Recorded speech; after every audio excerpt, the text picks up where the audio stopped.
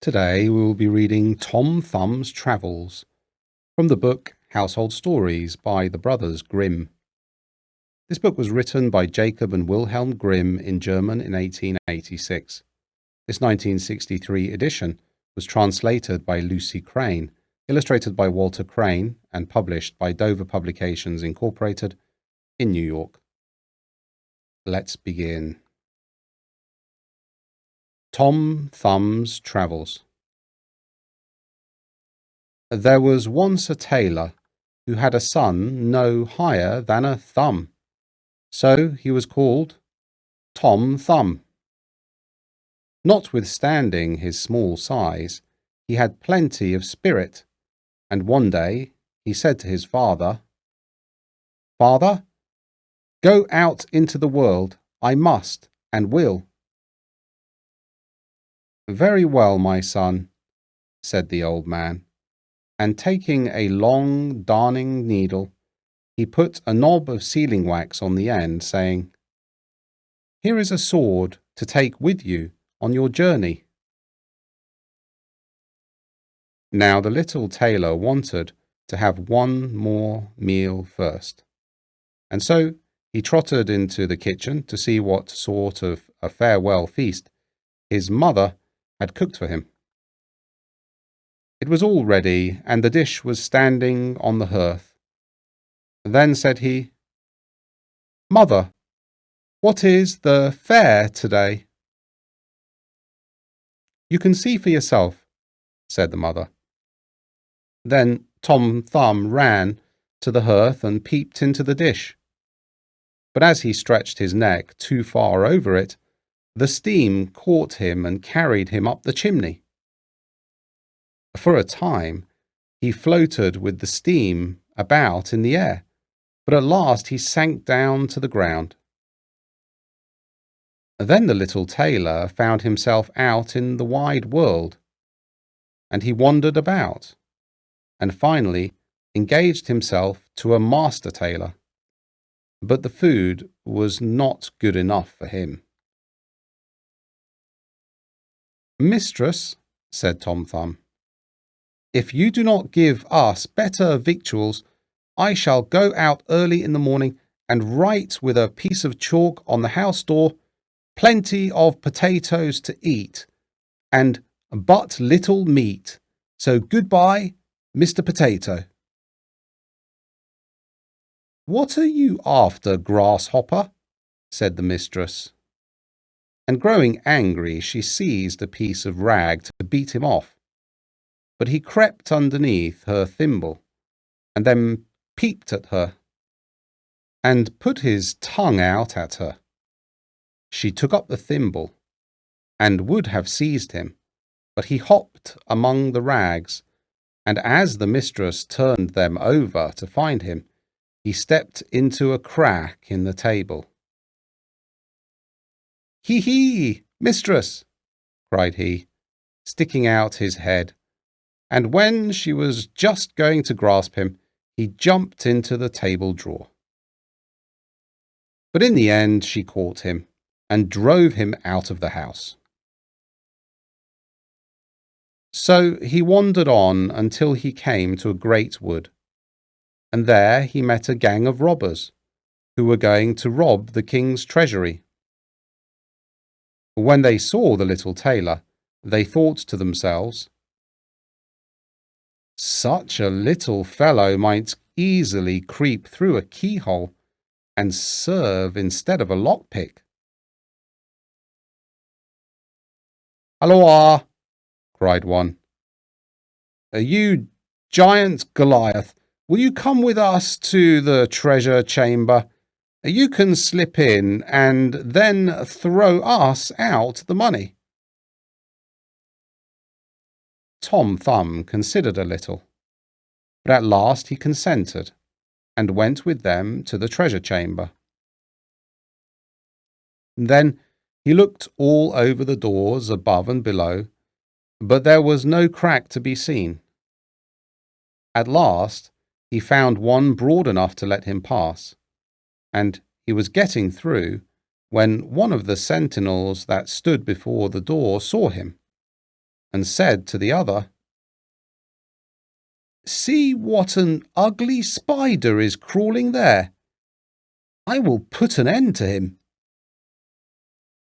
"Let the poor creature alone," said the other. "It has done you no harm."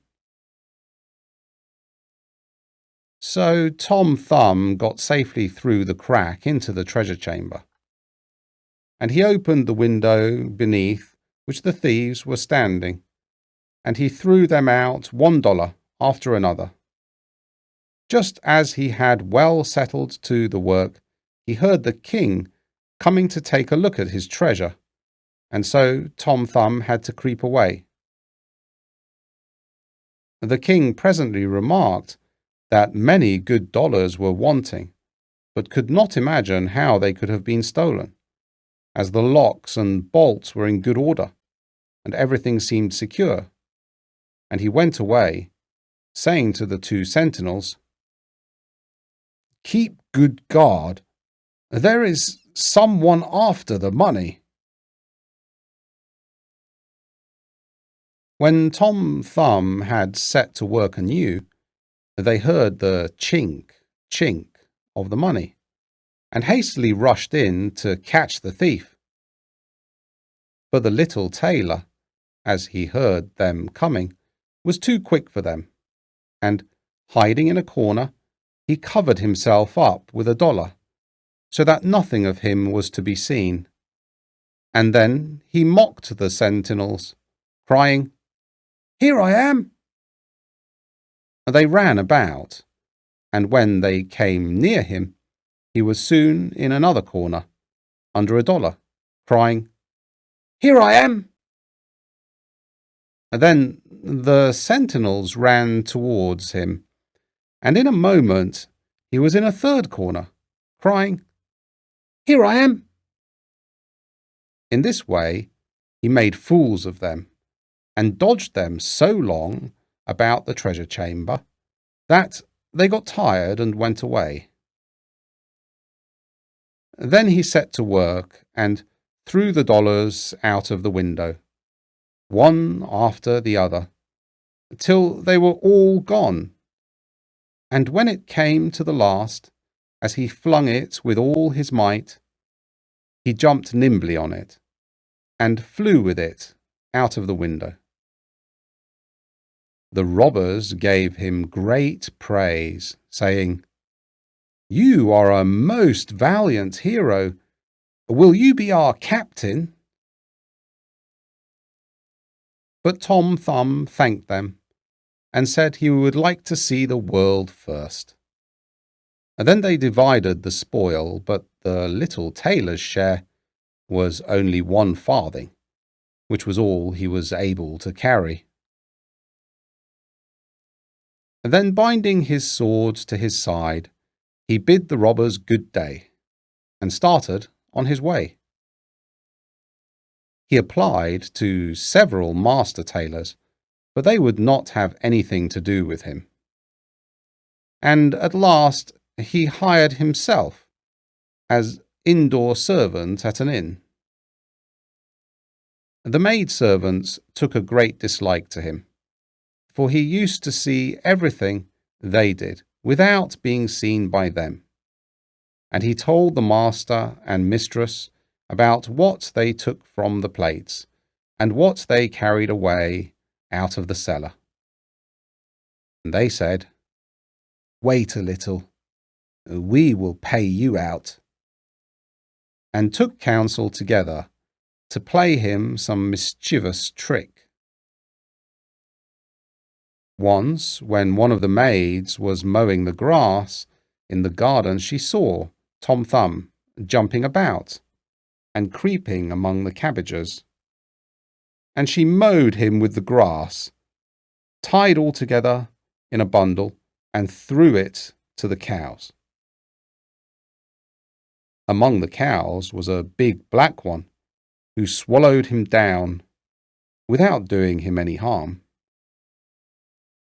But he did not like his lodging. It was so dark, and there was no candle to be had. When the cow was being milked, he cried out. Strip, strap, straw. Will the pail soon be full? But he was not understood because of the noise of the milk. Presently, the landlord came into the stable and said, Tomorrow, this cow is to be slaughtered. At that, Tom Thumb felt very terrified, and with his shrillest voice he cried, Let me out first! I am sitting inside here! The master heard him quite plainly, but could not tell where the voice came from. Where are you? Asked he. Inside the black one, answered Tom Thumb. But the master, not understanding the meaning of it all, went away. The next morning the cow was slaughtered. Happily, in all the cutting and slashing he escaped all harm, and he slipped among the sausage meat. When the butcher came near to set to work, he cried with all his might, Don't cut so deep! Don't cut so deep! I am underneath! But for the sound of the butcher's knife his voice was not heard. Now poor Tom Thumb was in great straits, and he had to jump nimbly out of the way of the knife, and finally he came through with a whole skin.